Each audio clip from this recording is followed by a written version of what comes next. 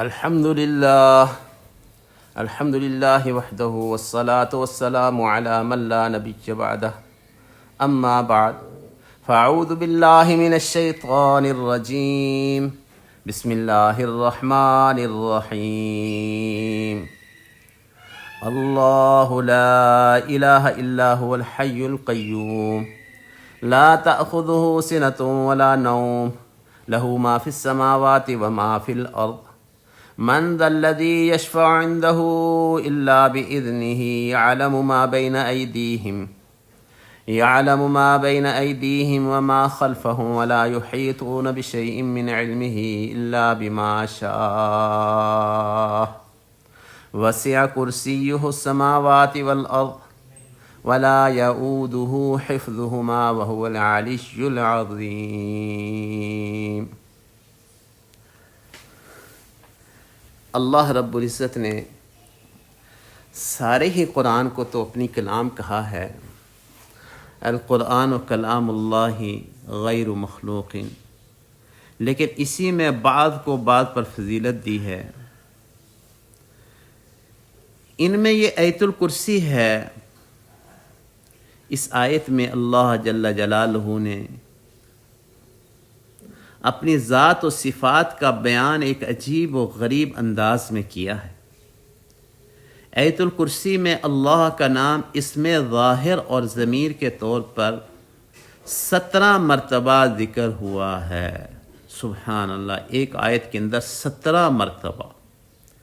Number 1 اللہ، number 2 ہوا، number 3 الحی، number 4 القیوم، number 5 لا تأخذہ کی ضمیر، نمبر 6 لہو کی ضمیر، نمبر 7 عندہ کی ضمیر، نمبر 8 بإذنہ کی ضمیر، نمبر 9 یعلم کی ضمیر، نمبر 10 علمہ کی ضمیر، نمبر 11 شاء کی ضمیر، نمبر 12 کرسیہ کی ضمیر، نمبر 13 یعودہ کی ضمیر، نمبر 14 وہو، نمبر 15 العلی، نمبر 16 العظیم، نمبر 17 ضمیر مستتر جس پر مصدر حفظہما شامل ہے۔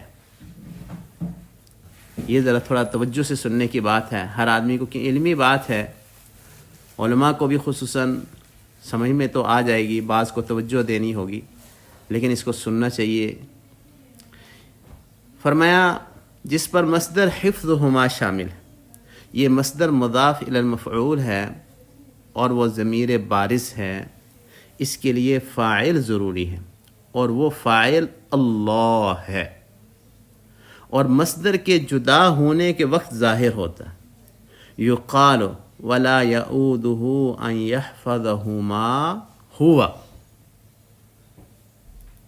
ولا یعودہ ان یحفظہما ہوا، اب جو ہے وہ فاعل ظاہر ہو گیا۔ جو اس کی ترکیب جانتے ہیں ان کے لیے تو واضح ہے، اللہ ہم سب کو سمجھ عطا فرمائے۔ یہ آیت الکرسی کے نام سے مشہور ہے۔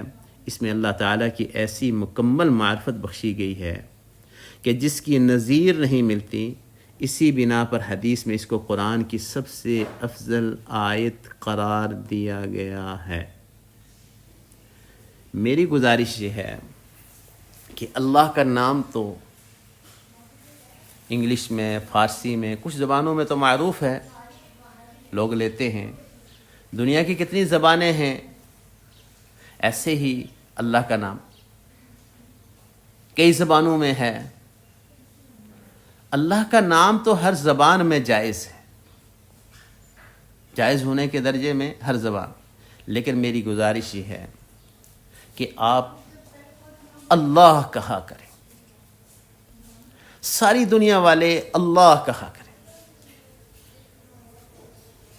انگلش میں لیکچر ہو رہا ہے، فارسی میں ہو رہا ہے، گاڈ کہا جائے گا، لیکن اللہ کا لفظ جو وہاں خوبصورت لگے گا وہ کہیں نہیں لگ سکتا، اس لیے گاڈ کی جگہ اللہ کے، اللہ کا نام ہر ایک سمجھتا ہے، اور کوشش کریں کہ ہم اس کو زیادہ سے زیادہ دہرائیں، اور انشاءاللہ العزیز اس سے ہمارے دل منور ہوں گے۔